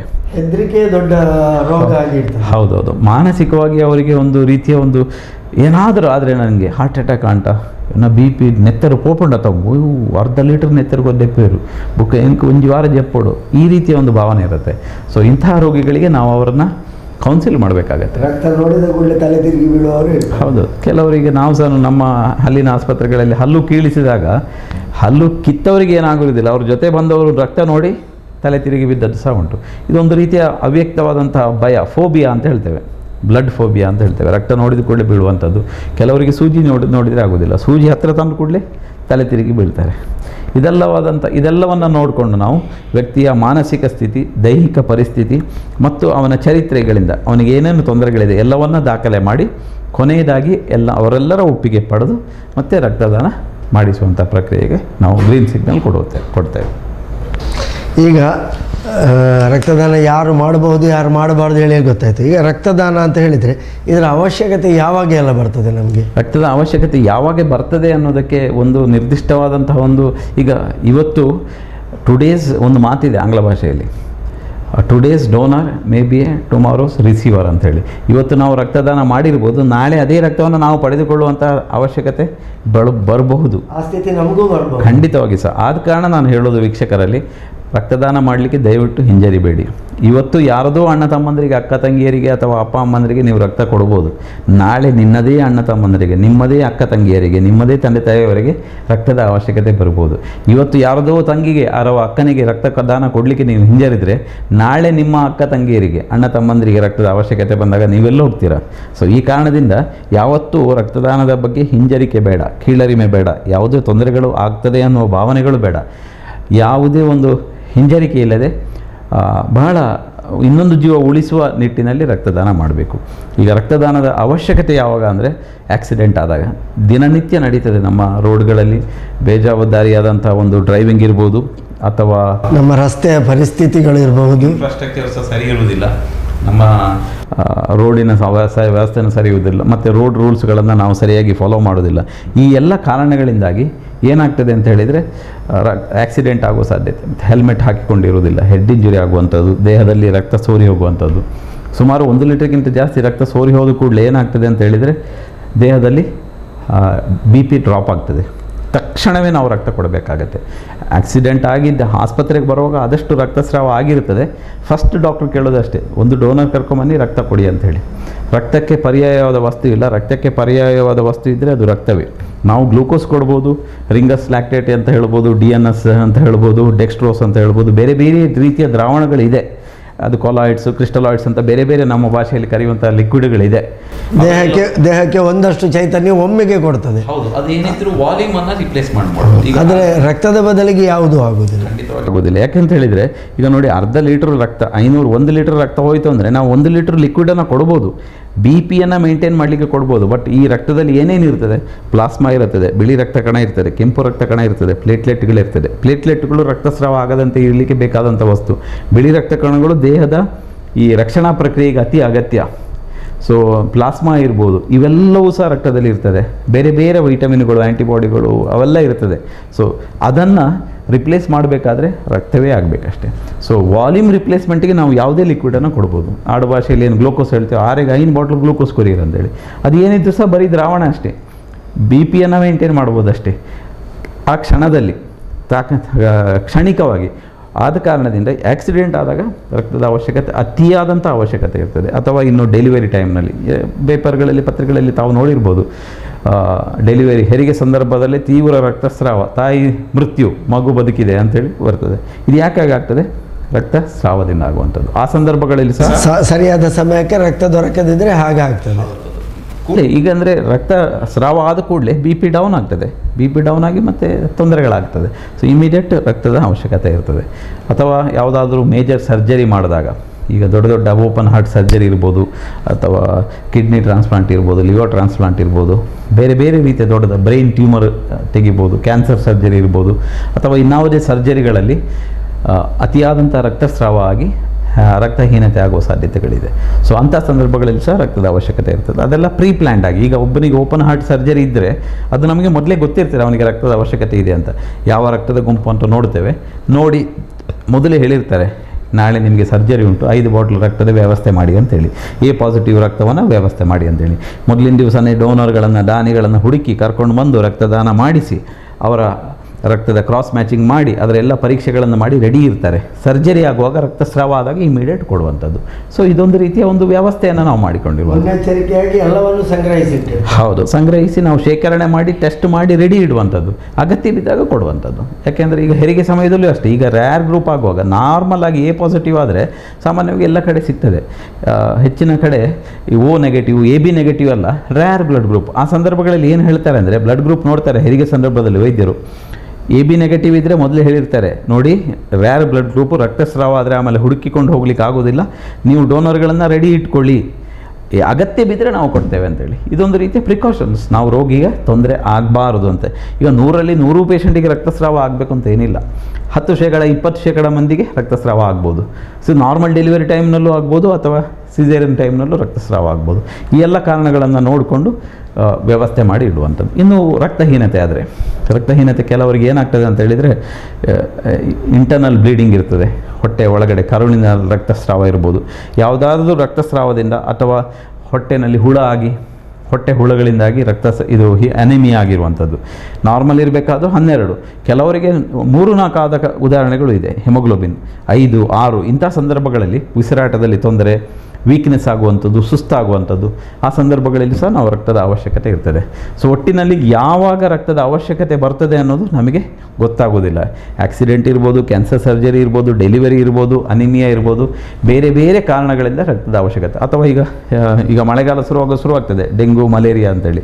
ಮಲೇರಿಯಾ ಬಂದಾಗ ಪ್ಲೇಟ್ಲೆಟ್ ಕಡಿಮೆ ಆಗೋ ಸಾಧ್ಯತೆ ಇದೆ. ಡೆಂಗು ಫೀವರ್, ಚಿಕನ್ ಗುನ್ಯಾ ಅಂತೇಳಿ ಬರ್ತದೆ, ಕಳೆದ ವರ್ಷ ಮಳೆಗಾಲದಲ್ಲಿ ಬಂದಿದೆ, ಅತಿ ಹೆಚ್ಚು ಬಂದಿದೆ. ಹೌದು, ಈ ಡೆಂಗ್ಯೂ ಜ್ವರ ಬಂದಾಗ ಪ್ಲೇಟ್ಲೆಟ್ ಸಂಖ್ಯೆ ಕಡಿಮೆ ಆಗ್ತದೆ. ಆ ಸಂದರ್ಭಗಳಲ್ಲಿ ನಾವು ಏನು ದಾನಿಗಳಿಂದ ರಕ್ತವನ್ನು ತೆಗೆದುಕೊಂಡಿರ್ತೀವೋ ಎಲ್ಲರಿಗೂ ಸಹ ಹೋಲ್ ಬ್ಲಡ್ಡನ್ನು ಕೊಡುವುದಿಲ್ಲ. ನಾವು ಒಮ್ಮೆ ದಾನಿಯಿಂದ ತಕ್ಕೊಂಡ ರಕ್ತವನ್ನು ನಾವು ಬೇರೆ ಬೇರೆ ರೀತಿಯಾಗಿ ವಿಂಗಡಣೆ ಮಾಡ್ತೇವೆ. ಅದನ್ನು ಪ್ಲಾಸ್ಮಾ ಅಂತೇಳಿ ಸೆಪ್ರೇಟ್ ಮಾಡ್ತೇವೆ, ವೈಟ್ ಫಾರ್ಮ್ಡ್ ಸೆಲ್ಸ್ ಅಂತೇಳಿ ಬಿಳಿ ರಕ್ತ ಕಣ, ಕೆಂಪು ರಕ್ತ ಕಣ ಮತ್ತು ಪ್ಲೇಟ್ಲೆಟ್ಗಳನ್ನು ಸೆಪ್ರೇಟ್ ಮಾಡ್ತೇವೆ. ಇದು ಯಾವಾಗ, ಈಗ ಸಪೋಸ್ ಪೇಷಂಟಿಗೆ ಬರ್ನ್ ಆಗಿರ್ತದೆ, ಗಾಯ, ಈ ಸುಟ್ಟ ಗಾಯಗಳಿಗೆ ದೇಹದಲ್ಲಿರುವಂಥ ಲಿಕ್ವಿಡ್ ಎಲ್ಲ ಸೋರಿ ಹೋಗ್ತದೆ. ಅಂಥವ್ರಿಗೆ ನಾವು ಹೋಲ್ ಬ್ಲಡ್ ಕೊಡಲಿಕ್ಕೆ ಅವಶ್ಯಕತೆ ಇರೋದಿಲ್ಲ. ಹೋಲ್ ಬ್ಲಡ್ ನೀವು 10 ಬಾಟಲ್ ಕೊಟ್ಟರೆ ಬಾಡಿಗೆ ಒತ್ತಡ ಬೀಳ್ತದೆ ಹೃದಯಕ್ಕೆ. ಆ ಸಂದರ್ಭಗಳಲ್ಲಿ ಬರೀ ಪ್ಲಾಸ್ಮಾ ಕೊಡ್ತೇವೆ. ಈ ಪ್ಲಾಸ್ಮಾವನ್ನು ಏನು ಶೇಖರಿಸಿ ಮಾಡಿ ಇಟ್ಟಿರ್ತೀವೋ ಅದನ್ನು ಕೊಡ್ತೇವೆ. ಅಥವಾ ಈಗ ಡೆಂಗ್ಯೂ ಜ್ವರ ಬಂದಾಗ ನಾವು ಅವರಿಗೆ ಪ್ಲೇಟ್ಲೆಟ್, ತಾವು ನೋಡಿರ್ಬೋದು 1.5 ಲಕ್ಷದಿಂದ 4.5 ಲಕ್ಷ ಪ್ಲೇಟ್ಲೆಟ್, ನಾರ್ಮಲ್ ಪ್ಲೇಟ್ಲೆಟ್. ಈಗ ಡೆಂಗ್ಯೂ ಜ್ವರ ಬಂದಾಗ 20,000 10,000ಕ್ಕಿಂತಲೂ ಕಡಿಮೆ ಬಂದಿರ್ತಾರೆ. ಈ 10,000ಕ್ಕಿಂತಲೂ ಕಡಿಮೆ ಆದಾಗ ಮೆದುಳಿನಲ್ಲಿ ಆಂತರಿಕವಾಗಿ ರಕ್ತಸ್ರಾವ ಆಗಲಿಕ್ಕೆ, ಇಂಟರ್ನಲ್ ಬ್ಲೀಡಿಂಗ್ ಅಂತ ಹೇಳ್ತೇವೆ, ಆಗುವ ಸಾಧ್ಯತೆ ಇದೆ. ಪ್ರಾಣಕ್ಕೆ ಹಾನಿ ಆಗ್ಬೋದು. ಅಂಥ ಸಂದರ್ಭಗಳಲ್ಲಿ ನಾವು ಹೋಲ್ ಬ್ಲಡ್ ಕೊಡಬೇಕಾದ ಅವಶ್ಯಕತೆ ಇಲ್ಲ. ಈ ಕಾನ್ಸಂಟ್ರೇಟೆಡ್ ಪ್ಲೇಟ್ಲೆಟನ್ನು ಕೊಡಲಿಕ್ಕಾಗತ್ತೆ. ಸೊ ನಾವು ದಾನಿಗಳಿಂದ ಶೇಖರಿಸಿದಂಥ ರಕ್ತವನ್ನು ಬೇರೆ ಬೇರೆ ವಿಂಗಡಣೆ ಮಾಡಿ, ಪ್ಲೇಟ್ಲೆಟ್ ಇರ್ಬೋದು, ಬಿಳಿ ರಕ್ತ ಕಣ ಅಥವಾ ಪ್ಲಾಸ್ಮಾ ಆಗಿ ವಿಂಗಡಣೆ ಮಾಡಿ ಎಲ್ಲೆಲ್ಲಿ ಅಗತ್ಯ ಇದೆಯೋ ಅಲ್ಲೆಲ್ಲ ರಕ್ತವನ್ನು ನೀಡಿ ರೋಗಿಯ ಜೀವವನ್ನು ಉಳಿಸಲಿಕ್ಕೆ ಪೂರಕವಾದಂಥ ವ್ಯವಸ್ಥೆಗಳನ್ನು ನಾವು ವೈದ್ಯರು ಮಾಡ್ತೇವೆ. ನಾವು ದಾನಿಗಳಲ್ಲಿ ಕೇಳೋದಿಷ್ಟೇ, ಪ್ರತಿ 3 ತಿಂಗಳಿಗೊಮ್ಮೆ ತಾವು ದಯವಿಟ್ಟು ರಕ್ತದ ಬ್ಯಾಂಕ್ಗಳಿಗೆ ಹೋಗಿ ರಕ್ತದಾನ ಮಾಡಿದರೆ ನೀವು ಕೊಟ್ಟ ರಕ್ತವನ್ನು ನಾವು ಶೇಖರಣೆ ಮಾಡಿ ಇಡ್ತೇವೆ, ಪರೀಕ್ಷೆ ಮಾಡಿ ಶುದ್ಧೀಕರಿಸಿ ಇಡ್ತೇವೆ. ಅಗತ್ಯ ಬಿದ್ದಾಗೆಲ್ಲ ರೋಗಿಗಳಿಗೆ ಕೊಟ್ಟು ರೋಗಿಯ ಪ್ರಾಣ ಉಳಿಸುವಲ್ಲಿ ನಮ್ಮ ಕರ್ತವ್ಯ ನಾವು ಮಾಡ್ತೇವೆ. ನಿಮ್ಮ ಸಹಕಾರ ನಮಗೆ ಬೇಕು ಅಂತ ಹೇಳಲಿಕ್ಕೆ ನಾನು ಇಚ್ಛೆಪಡ್ತೇನೆ. ಆತ್ಮೀಯ ವೀಕ್ಷಕ ಬಾಂಧವರೇ, ಹೊಸಕೊಡಲ ವಿಶೇಷ ಮಾತುಕತೆ. ಈ ಮಾತುಕತೆಯಲ್ಲಿ ರಕ್ತದಾನದಿಂದ ಆಗುವಂತಹ ಆ ಒಂದು ಅಗತ್ಯಗಳು, ಯಾವೆಲ್ಲ ರೀತಿಯಲ್ಲಿ ರಕ್ತದ ಅವಶ್ಯಕತೆಗಳಿರ್ತವೆ, ಈ ಬಗ್ಗೆ ಮಾಹಿತಿಯನ್ನು ಕೊಡ್ತಾ ಇದ್ದಾರೆ ಡಾಕ್ಟರ್ ಮುರಳಿ ಮೋಹನ್ ಚೂಂತಾರ್ರವರು. ಈಗ ಡಾಕ್ಟ್ರೇ, ರಕ್ತದಾನ ಯಾಕೆ ಮಾಡಬಾರ್ದು, ಮಾಡೋದ್ರಿಂದ ಏನು ಅವಶ್ಯಕತೆಗಳೆಲ್ಲ ಹೇಳಿದ್ರಿ. ಈಗ ರಕ್ತದಾನ ಮಾಡೋದ್ರಿಂದ ನಮಗೆ ಆಗುವಂತಹ ವೈಯಕ್ತಿಕ ಲಾಭ ಅಂದರೆ ಒಬ್ಬ ರಕ್ತದಾನಿಗೆ ಏನು ಲಾಭ ಆಗುತ್ತದೆ? ನೋಡಿ, ರಕ್ತದಾನ ಮಾಡೋದ್ರಿಂದ ಒಂದು ದೇಹದಲ್ಲಿನ ಕೊಬ್ಬಿನ ಅಂಶ ಕಡಿಮೆ ಆಗ್ತದೆ, ಕೊಲೆಸ್ಟ್ರಾಲ್ ಅಂಶ ಕಡಿಮೆ ಆಗ್ತದೆ. ನಿರಂತರವಾಗಿ ರಕ್ತದಾನ ಮಾಡೋದ್ರಿಂದ 350 ml ನಾವು ಪ್ರತಿ 3 ತಿಂಗಳಿಗೊಮ್ಮೆ ಕೊಡ್ತಾ ಇರ್ತೇವೆ. ಹೊಸ ರಕ್ತ ಉತ್ಪಾದನೆ ಆಗಲಿಕ್ಕೆ ಪ್ರಚೋದನೆ ನೀಡ್ತದೆ. ಈಗ ನಿಂತ ನೀರಿನಿಂದ ಹರಿಯುವ ನೀರು ಒಳ್ಳೆಯದು ಅಂತ ಒಂದು ಮಾತಿದೆ. ನಿಂತ ನೀರು ಕೊಳಚೆ ಅಂತ ಹೇಳುವುದು. ಹೌದು. ಅದೇ ರೀತಿ ರಕ್ತ ದೇಹದಲ್ಲಿ ಉತ್ಪಾದನೆಯಾಗಿ ಅದರಲ್ಲೇ ನಿರಂತರವಾಗಿ ಸರ್ಕ್ಯುಲೇಟ್ ಆಗೋ ಬದಲು ಇನ್ನೊಬ್ಬರಿಗೆ ಕೊಟ್ಟಾಗ ಹೊಸ ರಕ್ತ ಉತ್ಪತ್ತಿ ಆಗ್ತದೆ. ಬೋನ್ ಮ್ಯಾರದಲ್ಲಿ ಹೊಸ ರಕ್ತ ಉತ್ಪತ್ತಿಯಾದಾಗ ಹೊಸ ಚೈತನ್ಯ ಬರ್ತದೆ. ಸೊ ನಮ್ಮ ದೇಹದಲ್ಲಿ ಹೊಸ ಚೈತನ್ಯ ಬರ್ತದೆ, ಕೊಲೆಸ್ಟ್ರಾಲ್ ಅಂಶ ಕಡಿಮೆ ಆಗ್ತದೆ, ಮತ್ತು ರಕ್ತದ ಒತ್ತಡವನ್ನು ನಿಯಂತ್ರಣ ಮಾಡಲಿಕ್ಕೆ ರಕ್ತದಾನ ಒಳ್ಳೆಯದು ಅಂತೇಳಿ ಸಂಶೋಧನೆಗಳಿಂದ ಪ್ರೂವ್ ಆಗಿದೆ. ಸೊ ನಿರಂತರವಾಗಿ ರಕ್ತದಾನ ಮಾಡ್ತಿದ್ದರೆ ನಮಗೆ ರಕ್ತದ ಒತ್ತಡ ಬರೋದಿಲ್ಲ. ಮತ್ತು ಹೃದಯ ಸಂಬಂಧ ಕಾಯಿಲೆಗಳು ಏನೇನಿದೆ, ಹೃದಯಾಘಾತ ಆಗುವುದು ಸಹ ಕಡಿಮೆ ಆಗ್ತದೆ ಅಂತ ಹೇಳಿ ಸಂಶೋಧನೆಗಳಿಂದ ಪ್ರೂವ್ ಆಗಿದೆ. ಸೊ ನಿಮಗೆ ರಕ್ತದಾನ ಮಾಡೋದರಿಂದ ಅತಿ ದೊಡ್ಡ ಲಾಭ ಅಂದರೆ ನಿಮಗೆ ಹೃದಯಾಘಾತ ಆಗುವ ಸಂಭವ ಕಡಿಮೆ ಆಗ್ತದೆ. ಸೊ ನೀವು ಜಾಸ್ತಿ ವರ್ಷಗಳ ಕಾಲ ಆರೋಗ್ಯವಂತರಾಗಿ ಬದುಕಬೇಕು ಅಂತೇಳಿ ಆದರೆ ನಿರಂತರವಾಗಿ ರಕ್ತದಾನ ಮಾಡಬೇಕು. ಇದಕ್ಕಿಂತ ಅತಿ ದೊಡ್ಡ ಲಾಭ ಅಂತ ಹೇಳಿದರೆ ಒಂದು ರೀತಿಯ ಒಂದು ಸಾರ್ಥಕತೆ ನಿಮಗೆ ಸಿಗ್ತದೆ. ನಿಮ್ಮ ಒಂದು 350 ml ರಕ್ತದಿಂದ ನಿಮಗೆ 4 ಜೀವಗಳನ್ನು ಉಳಿಸಿದಂಥ ಒಂದು ಪುಣ್ಯ ಸಾರ್ಥಕತೆ ನಿಮಗೆ ಸಿಗ್ತದೆ. ಇದು ನೀವು ಒಬ್ಬ ಸಾಮಾನ್ಯ ಮನುಷ್ಯರು ಸಹ ಇನ್ನೊಂದು ರೋಗಿಯ ಜೀವವನ್ನು ಉಳಿಸಲಿಕ್ಕೆ ಮಾಡುವಂಥ ಅತಿ ದೊಡ್ಡ ಸೌಭಾಗ್ಯ ನಿಮಗೆ ಸಿಗುವಂಥದ್ದು ಅವಕಾಶ. ಅದನ್ನು ಈ ರೀತಿಯ ಒಂದು ಸಾರ್ಥಕತೆ ನಿಮಗೆ ಬೇರೆ ಯಾವುದರಿಂದ ಸಿಗಲಿಕ್ಕೆ, ನೀವು ಎಷ್ಟು ಹಣ ಕೊಟ್ಟರು ಸಹ ನಿಮಗೆ ಅದನ್ನು ಪಡೀಲಿಕ್ಕೆ ಸಾಧ್ಯವಿಲ್ಲ. ಎಷ್ಟೋ ಕೋಟಿ ಕೊಟ್ಟು ಒಂದು ಜೀವವನ್ನು ಉಳಿಸಿ ಅಂತ ಹೇಳಿದರೂ ನಿಮಗೆ ಉಳಿಸಲಿಕ್ಕೆ ಆಗೋದಿಲ್ಲ. ಆದರೆ ನಿಮ್ಮ ಒಂದು 10 ನಿಮಿಷಗಳ ಕಾಲ ನೀವು ರಕ್ತದಾನ ಮಾಡಿದರೆ 4 ಜೀವ ಉಳಿಸ್ಬೋದು. ನೀವು ಕೊಡುವ ಪ್ಲಾಸ್ಮಾದಿಂದ ಇನ್ನೊಂದು ಜೀವ ಉಳಿಬೋದು, ನೀವು ಕೊಡುವ ಪ್ಲೇಟ್ಲೆಟ್ನಿಂದ ಇನ್ನೊಂದು ಜೀವ ಉಳಿಬೋದು, ನೀವು ಕೊಡುವಂತಹ ನಿಮ್ಮ ರಕ್ತ ಹೋಲ್ ಬ್ಲಡ್ಡಿಂದ ಒಂದು ಜೀವ ಉಳಿಬೋದು, ಅಥವಾ ವೈಟ್ ಬ್ಲಡ್ ಸೆಲ್ ಫಾರ್ಮ್ಡ್ ಎಲಿಮೆಂಟ್ಸಿಂದ ಒಂದು ಜೀವ ಉಳಿಬೋದು. ಈ ಕಾರಣದಿಂದ ನಾನು ಕೇಳುಗರಲ್ಲಿ, ವೀಕ್ಷಕರಲ್ಲಿ ಹೇಳುವುದಿಷ್ಟೇ, ನಿರಂತರವಾಗಿ ರಕ್ತದಾನ ಮಾಡಿ. ನಿಮ್ಮ ಬೊಜ್ಜು ಕಡಿಮೆ ಆಗ್ತದೆ, BP ಕಡಿಮೆ ಆಗ್ತದೆ, ಹೃದಯಾಘಾತ ಕಡಿಮೆ ಆಗ್ತದೆ, ನೀವು ಹೊಸ ಚೈತನ್ಯ, ನವ ಚೈತನ್ಯ ನಿಮಗೆ ಬರ್ತದೆ. ಮತ್ತು ನಿಮಗೆ ಎಲ್ಲದಕ್ಕಿಂತ ಮುಖ್ಯವಾಗಿ ಯಾರದ್ದೋ ಅಕ್ಕ ತಂಗಿಯರನ್ನು ನೀವು ರಕ್ತ ಸಂಬಂಧಿಗಳಾಗಿ, ನಿಮ್ಮ ರಕ್ತ ಹಚ್ಚಿಕೊಂಡು ಹುಟ್ಟಿದಂಥ ಅಣ್ಣ ತಮ್ಮಂದಿರ ಜೊತೆಗೆ ನಿಮಗೆ ಹೊಸ ಒಂದು ಅಕ್ಕ ಸಿಗ್ಬೋದು, ಹೊಸ ತಂಗಿ ಸಿಗ್ಬೋದು. ನಿಮ್ಮ ರಕ್ತವನ್ನು ಇನ್ನೊಬ್ಬರ ರಕ್ತದಲ್ಲಿ ದೇಹದಲ್ಲಿ ಹರಿದು ಅವರ ಜೀವ ಉಳಿಸುವಂಥ ಒಂದು ಸಾರ್ಥಕತೆ ನಿಮಗೆ ಸಿಗ್ತದೆ. ಈ ಕಾರಣದಿಂದ ನಿರಂತರವಾಗಿ ರಕ್ತದಾನ ಮಾಡ್ತಾ ಇರಿ ಅಂತ ಹೇಳೋಕ್ಕೆ ನಾನು ಇಚ್ಛೆಪಡ್ತೇನೆ. ಒಬ್ಬರ ಜೀವ ಉಳಿಸಿದಂತಹ ಒಂದು ಪುಣ್ಯ ಸಿಗ್ತದೆ. ಜೊತೆಗೆ ನಮ್ಮ ಆರೋಗ್ಯವನ್ನು 3 ತಿಂಗಳಿಗೊಮ್ಮೆ ನೋಡಿಕೊಂಡು ಆಗ್ತದೆ, ಎಲ್ಲ ಚೆಕಪ್ಗಳಾಗ್ತದೆ. ಖಂಡಿತವಾಗಿ ಸರ್, ಒಂದು ಲೈಸೆನ್ಸ್ ರಿನ್ಯೂವಲ್ ಆದಾಗೆ. ಈಗ ನಾವು ಗಾಡಿ 6 ತಿಂಗಳಿಗೊಮ್ಮೆ 5,000 ಕಿಲೋಮೀಟರ್ಗೊಮ್ಮೆ ಸರ್ವಿಸ್ ಮಾಡಿ ಎಲ್ಲ ಸರಿ ಇದೆ ಅಂತೇಳಿ, ಹಾಗೆ ರಕ್ತದಾನ ಮಾಡಿದಾಗ ನಿಮ್ಮ ಹೆಮೋಗ್ಲೋಬಿನ್ ಎಷ್ಟಿದೆ ಅಂತ ಗೊತ್ತಾಗ್ತದೆ, ನಿಮ್ಮ BP ಎಷ್ಟಿದೆ ಅಂತ ಗೊತ್ತಾಗ್ತದೆ, ನಿಮ್ಮ ಕೊಲೆಸ್ಟ್ರಾಲ್ಗಳು ಕಂಟ್ರೋಲಿಗೆ ಬರ್ತದೆ. ನಿಮ್ಮ ಎಲ್ಲವನ್ನೊಮ್ಮೆ ಕುಲಂಕುಷವಾಗಿ ಚರ್ಚೆ ಉಚಿತವಾಗಿ ನಮ್ಮ ಆರೋಗ್ಯವನ್ನು ನಾವೇ ನೋಡಿಕೊಂಡಾಗ ಆಗ್ತದೆ. ಹೌದು, ಪರೀಕ್ಷೆ ಮಾಡಿದಾಗ ಖಂಡಿತವಾಗಿ ಸರ್. ಈ ರೀತಿ ನಿರಂತರವಾಗಿ ಮಾಡ್ತಾ ಇರಿ. ನಿಮ್ಮ ಆರೋಗ್ಯನೂ ಉಳಿತದೆ, ಸಮಾಜದ ಆರೋಗ್ಯನೂ ಉಳಿತದೆ, ಬೇರೆಯವರ ಆರೋಗ್ಯವೂ ಸಹ ಉಳಿತದೆ ಅಂತ ಹೇಳೋಕ್ಕೆ. ಈಗ ರಕ್ತದಾನ ಮಾಡಿದ ನಂತರ ಕೆಲವರಲ್ಲಿ ಕೆಲವು ರೀತಿಯ ಹೆದರಿಕೆಗಳೆಲ್ಲ ಇರ್ತದೆ. ರಕ್ತದಾನ ಮಾಡಿದಂದರೆ ನೆತ್ತೆರು ಕೊರಿಯೆ ಇಡೀ ದಿನ ಜಪ್ಪೋಡಿ ಹೇಳಿಕೊಂಡು ಏನು ಮಾಡ್ಬೋದು, ಏನು ಮಾಡಬಾರ್ದು? ನೋಡಿ, ರಕ್ತದಾನ ಮಾಡಿದ ಕೂಡಲೇ ನಾವು ಹೆವಿ ವರ್ಕನ್ನು ಆ ದಿವಸ ಮಾಡೋದನ್ನು ಅವಾಯ್ಡ್ ಮಾಡಬೇಕಾಗೋದು. ಈಗ ಸಾಮಾನ್ಯವಾಗಿ ಕೂಲಿ ಕೆಲಸ ಮಾಡುವವರು, ಹೊರೆ ಕಾರ್ಮಿಕರು, ತಲೆಹೊರೆ ಕಾರ್ಮಿಕರು, ಅಥವಾ ಮಣ್ಣು ಕೆಲಸ ಮಾಡೋದು, ಗಾರೆ ಕೆಲಸ ಮಾಡುವವರು, ಅಂಥವರೆಲ್ಲ ಈ ಹೆವಿ ವರ್ಕ್ ಮಾಡೋದನ್ನು ಸ್ವಲ್ಪ ಒಂದು ದಿವಸ ಅವಾಯ್ಡ್ ಮಾಡಬೇಕು. ಅದರಲ್ಲಿ ಇಂತಹ ಬಿಸಿಲಿನ ಸಮಯದಲ್ಲಿ ಬಿಸಿಲಿಗೆ ಹೋದರೆ ಸಾಧಾರಣವಾಗಿಯೇ ತಲೆ ತಿರುಗ್ತದೆ, ಡಿಹೈಡ್ರೇಷನ್ ಆಗ್ತದೆ, ನಿರ್ಜಲೀಕರಣ ಅಂತ ಹೇಳ್ತೇವೆ. ಸಾಕಷ್ಟು ಒಮ್ಮೆ ರಕ್ತದಾನ ಮಾಡಿದಾಗ ಈ ನಾವು 350 ml ರಕ್ತ ತೆಗೆದಾಗ ಅಷ್ಟೇ ಲಿಕ್ವಿಡನ್ನು ರಿಪ್ಲೇಸ್ ಮಾಡ್ತೇವೆ. ಏನು ಜ್ಯೂಸ್ ಏನೋ ನಾವು ಕೊಡ್ತೇವೆ, ನೀರು ಕುಡಿಲಿಕ್ಕೆ ಹೇಳ್ತೇವೆ, ಅಷ್ಟೇ ಕ್ವಾಂಟಿಟಿಯನ್ನು, ಅದಕ್ಕಿಂತ ಜಾಸ್ತಿ ಕ್ವಾಂಟಿಟಿಯನ್ನು ನಾವು ಕೊಟ್ಟು ರಿಪ್ಲೇಸ್ ಮಾಡ್ತೇವೆ. ಸೊ ಸಾಮಾನ್ಯವಾಗಿ ಹೆವಿ ವರ್ಕ್ ಮಾಡೋದು ಬೇಡ ಅಂತ ಹೇಳ್ತೇವೆ. ಮತ್ತು ನೀವು ಇಡೀ ದಿವಸ ರೆಸ್ಟ್ ತಗೊಳ್ಳಿ, ಹೋಗಿ ಮಲ್ಕೊಳ್ಳಿ ಅಂತ ನಾವೇನು ಹೇಳಲ್ಲ. ಸೊ ರಕ್ತದಾನ ಮಾಡಿದ ಮೇಲೆ ಒಂದು ಅರ್ಧ ಗಂಟೆಗಳ ಕಾಲ ಸ್ವಲ್ಪ ವಿರಮಿಸಬೇಕು, ರೆಸ್ಟ್ ತಗೊಳ್ಬೇಕು. ಹಾಗೆ ಮಾಡಿದರೆ ಯಾವುದೇ ರೀತಿ ಇದು ಕೆಲವೊಮ್ಮೆ ಏನಾಗ್ತದೆ ಅಂತ ಹೇಳಿದರೆ, ರಕ್ತದಾನ ಮಾಡಿ ಇಮ್ಮಿಡಿಯೇಟ್ ಡ್ರೈವ್ ಮಾಡ್ಕೊಂಡು ಬಿಸಿಲಲ್ಲಿ ಹೋಗೋದು ಅಥವಾ ಸ್ಟೇರ್ ಕೇಸ್ ಹತ್ತೋದು, ಆಗ ಏನಾಗ್ತದೆ ಸಡನ್ನಾಗಿ ಚಕ್ಕರ್ ಬರೋದು ಅಂತ ಹೇಳ್ತೇವೆ, ತಲೆ ಸುತ್ತಿ ಬರುವ ಸಾಧ್ಯತೆಗಳು ಇರ್ತದೆ. ಯಾಕೆಂತ ಹೇಳಿದರೆ, ಈಗ 5 ಲೀಟರ್ ರಕ್ತದಲ್ಲಿ 350 ml ಹೋಗಿ ಪುನಃ ನೀವು ಸಡನ್ನಾಗಿ ಎದ್ದು ಕೂತಾಗ ಈ ಪೋಸ್ಚರಲ್ ಹೈಪೋಟೆನ್ಷನ್ ಅಂತ ಹೇಳ್ತೇವೆ. ಸೊ ಮೆದುಳಿಗೆ ರಕ್ತದ ಸಪ್ಲೈ ಕಡಿಮೆ ಆಗಿ ಈ ತಲೆ ಸುತ್ತಿ ಬೀಳುವಂಥ ಸಾಧ್ಯತೆಗಳಿದೆ. ಈ ಎಲ್ಲ ಕಾರಣದಿಂದ ನಾವು ಇಮ್ಮಿಡಿಯೇಟ್ ಹೆವಿ ವರ್ಕ್ ಮಾಡೋದು ಬೇಡ, ಇಮ್ಮಿಡಿಯೇಟ್ ಡ್ರೈವಿಂಗ್ ಮಾಡಿ ಬಿಸಿಲಿನಲ್ಲಿ ಕೆಲಸ ಮಾಡೋದು ಬೇಡ ಅಂತ ಹೇಳ್ತೇವೆ ಹೊರತು ಬೇರೆ ಯಾವುದೇ ತೊಂದರೆಗಳು ಇಲ್ಲ. ಬೇರೆ ಎಲ್ಲ ಕೆಲಸಗಳನ್ನು, ದೈನಂದಿನ ಕೆಲಸಗಳನ್ನು, ನೀವು ಓಡಾಡುವುದು, ಮನೆಯಲ್ಲಿ ಇರುವಂಥದ್ದು ಎಲ್ಲ ಕೆಲಸಗಳು, ದೈನಂದಿನ ಕೆಲಸಗಳನ್ನು ಖಂಡಿತವಾಗಿ ಸಹ ಮಾಡ್ಬೋದು. ಉಳಿದ ಎಲ್ಲ ಕೆಲಸಗಳಿಗೆ ನಾವು ಈಗ ಸ್ಮೋಕ್ ಮಾಡುವಂಥದ್ದು, ಆಲ್ಕೋಹಾಲ್ ಸೇವನೆ ಅಂಥದ್ದೆಲ್ಲ ಒಂದು ದಿವಸಗಳ ಕಾಲ ಅವಾಯ್ಡ್ ಮಾಡಿ, ಕೊಡುವ ಹಿಂದಿನ ದಿವಸ ಕೊಟ್ಟ ದಿವಸನೂ ಅವಾಯ್ಡ್ ಮಾಡಿ ಅಂತ ಹೇಳ್ತೇವೆ ಅಷ್ಟೇ. ಬೇರೆ ಯಾವುದು ವಿಶೇಷವಾದಂಥ ಒಂದು ಇನ್ಸ್ಟ್ರಕ್ಷನ್ ಏನೂ ಇಲ್ಲ. ರಕ್ತದಾನ ಮಾಡೋದರಿಂದ ಯಾವುದೇ ರೀತಿಯ ತೊಂದರೆಗಳಾಗುವುದಿಲ್ಲ, ಅದರಿಂದ ನಮ್ಮ ರಕ್ತಕ್ಕೆ ಹೊಸ ರಕ್ತ ಸೇರಿಕೊಳ್ಳುತ್ತದೆ ಎನ್ನುವಂತಹ ಒಂದು ಅಂಶ ಇಲ್ಲಿ ನಾವು ಪ್ರಮುಖವಾಗಿ ಗಮನಿಸಬೇಕು. ಈಗ ರಕ್ತದಾನದ ಬಗ್ಗೆ ತುಂಬ ಮೂಢನಂಬಿಕೆಗಳು ನಮ್ಮಲ್ಲಿವೆ. ಅದು ಯಾವುದಂತ ಹೇಳಲಿಕ್ಕೆ ಹೋದರೆ ಪಟ್ಟಿ ಮಾಡಲಿಕ್ಕೆ ತುಂಬ ಇದೆ.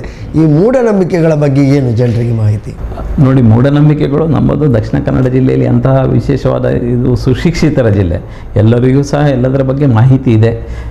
ಆದರೆ ಇಲ್ಲಿ ನಮ್ಮಲ್ಲಿ ಬಡತನ, ಅನಕ್ಷರತೆ ಮತ್ತು ಮೂಲಸೌಕರ್ಯಗಳ ಕೊರತೆ, ಮಾಹಿತಿ ಕೊರತೆ, ಅಂತಹ ಪ್ರದೇಶಗಳಲ್ಲಿ, ಈಗ ಉತ್ತರ ಕರ್ನಾಟಕಕ್ಕೆ ಹೋದರೆ ಅಥವಾ ರಿಮೋಟ್ ಏರಿಯಾದಲ್ಲಿ, ಗ್ರಾಮೀಣ ಪ್ರದೇಶಗಳಲ್ಲಿ ಜನರಲ್ಲಿ ಇನ್ನೂ ಸಹ ರಕ್ತದ ದಾನದ ಬಗ್ಗೆ ಭಾಳಷ್ಟು ಮೂಢನಂಬಿಕೆಗಳು, ತಪ್ಪು ಕಲ್ಪನೆಗಳಿದೆ. ಅದನ್ನು ತೊಡೆದು ಹಾಕುವಂಥದ್ದು ನಮ್ಮಂಥ ವೈದ್ಯರ ಕರ್ತವ್ಯ. ಸಮಾಜದಲ್ಲಿ ನಾವು ಒಂದು ಮೆಸೇಜ್ ಕೊಡಬೇಕು, ರಕ್ತದಾನ ಮಾಡೋದ್ರಿಂದ ಯಾವುದೇ ತೊಂದರೆ ಆಗೋದಿಲ್ಲ ಅಂಥೇಳಿ. ಕೆಲವರು ಏನು ಅನ್ಕೋತಾರೆ, ಈ ಹಳ್ಳಿ ಪ್ರದೇಶಗಳಲ್ಲಿ ಇನ್ನೂ ಇದೆ, ಅಯ್ಯೋ ರಕ್ತದಾನ ಮಾಡಿದರೆ ನನಗೆ ಏಡ್ಸ್ ಬರ್ತದೆ ಅಂಥೇಳಿ.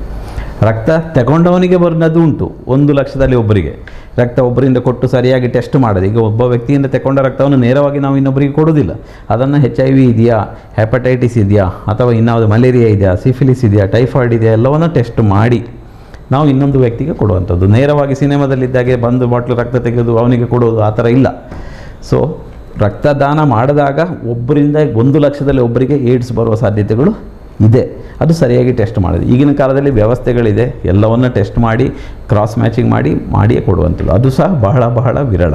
ಆದರೆ ಇನ್ನೂ ಕೆಲವರಲ್ಲಿ ಏನಿದೆ, ಈ ರಕ್ತದಾನ ಮಾಡುವಾಗ ಒಬ್ಬರಿಗೆ ಕುತ್ತಿದ ಸೂಜಿಯನ್ನು ಇನ್ನೊಬ್ಬರಿಗೆ ಕೊಡ್ತಾರೆ, ಅದರಿಂದ ಏಡ್ಸ್ ಹರಡ್ತದೆ ಅಂತೇಳುವ ಒಂದು ಮೂಢನಂಬಿಕೆ ಇದೆ. ಒಬ್ಬನಿಗೆ ಯೂಸ್ ಮಾಡಿದಂತಹ ಈ ಏನು ನಳಿಕೆ ಇದೆ, ಸೂಜಿ ಇದೆ, ಅಥವಾ ಈ ಬ್ಲಡ್ ಕಲೆಕ್ಟ್ ಮಾಡುವಂಥ ಬ್ಯಾಗ್ ಇದೆಯಲ್ಲ, ಅದು ಡಿಸ್ಪೋಸಿಬಲ್. ಒಬ್ಬೇ ಯೂಸ್ ಮಾಡಿದ ಮೇಲೆ ಅದು ಮತ್ತೆ ಬಿಸಾಡುವಂತಹದ್ದು, ಅದು ವೇಸ್ಟ್, ಅದು ವ್ಯರ್ಥ, ಯೂಸ್ ಮಾಡೋದಿಲ್ಲ. ಈ ಕಾರಣದಿಂದ ರಕ್ತದಾನ ಮಾಡುವುದರಿಂದ ಹೆಪಟೈಟಿಸ್ ಬರ್ತದೆ, ಏಡ್ಸ್ ಬರುತ್ತದೆ ಅನ್ನೋದು ಖಂಡಿತವಾಗಿ ಸಹ ಅದು ತಪ್ಪು ಕಲ್ಪನೆ. ಯಾರೋ ಏನೋ ಗೊತ್ತಿಲ್ಲದೆ ಹೇಳಿದ್ದು ಅದು ಸರ್ಕ್ಯುಲೇಟ್ ಆಗ್ತಾ ಇದೆ. ಯಾವುದೇ ರೀತಿಯ ತೊಂದರೆ ಇಲ್ಲ, ನಿರ್ಭೀತಿಯಿಂದ ರಕ್ತದಾನ ಮಾಡ್ಬೋದು. ಮತ್ತು ಕೆಲವರು ಏನು ಹೇಳ್ತಾರೆ, ರಕ್ತದಾನ ಮಾಡೋದ್ರಿಂದ ವೀಕ್ನೆಸ್ ಆಗ್ತದೆ, ಮತ್ತು ನಮಗೆ ಪದೇ ತಲೆ ಸುತ್ತು ಬರ್ತದೆ, ಮತ್ತು ನಮಗೆ ಪುರುಷತ್ವ ಹೋಗ್ತದೆ, ಮತ್ತು ಮಕ್ಕಳಾಗೋದಿಲ್ಲ. ಇದೆಲ್ಲ ಹಳ್ಳಿ ಪ್ರದೇಶಗಳಲ್ಲಿ ಬಂದಂಥ, ಇದು ಬಾಯಿಂದ ಬಾಯಿಗೆ, ಇದು ಒಬ್ಬ ಒಂದು ಹೇಳೋದು ಸುಳ್ಳು, ಅದಕ್ಕೆ ಇನ್ನೊಬ್ಬ ಮತ್ತೊಂದು ಸೇರಿಸೋದು. ಎಲ್ಲಿ ಪೊಂಡ ಪಿಲಿ ಬತ್ತನ ಅಂತ ಹೇಳ್ತೇವೆ, ಗಾದೆ ಇದೆ ಅದಕ್ಕೆ. ಹಾಗೆ ಹುಟ್ಟಿಕೊಂಡಂತಹ ತಪ್ಪು ಕಲ್ಪನೆಗಳೇ ಹೊರತು ರಕ್ತದಾನ ಮಾಡೋದ್ರಿಂದ ದೇಹದ ಹಿಮೋಗ್ಲೋಬಿನಿಗೂ ಏನು ತೊಂದರೆ ಆಗೋದಿಲ್ಲ, ರಕ್ತಕ್ಕೂ ಏನು ತೊಂದರೆ, ಮರೆಯುವ ಶಕ್ತಿ, ನಮಗೆ ನೆನಪು ಶಕ್ತಿ ಹೋಗ್ತದೆ, ಪುರುಷತ್ವ ಹೋಗ್ತದೆ, ಮತ್ತು ಏಡ್ಸ್ ಬರ್ತದೆ, ಹೆಪಟೈಟಿಸ್ ಬರ್ತದೆ. ಇದೆಲ್ಲವೂ ತಪ್ಪು ಕಲ್ಪನೆ.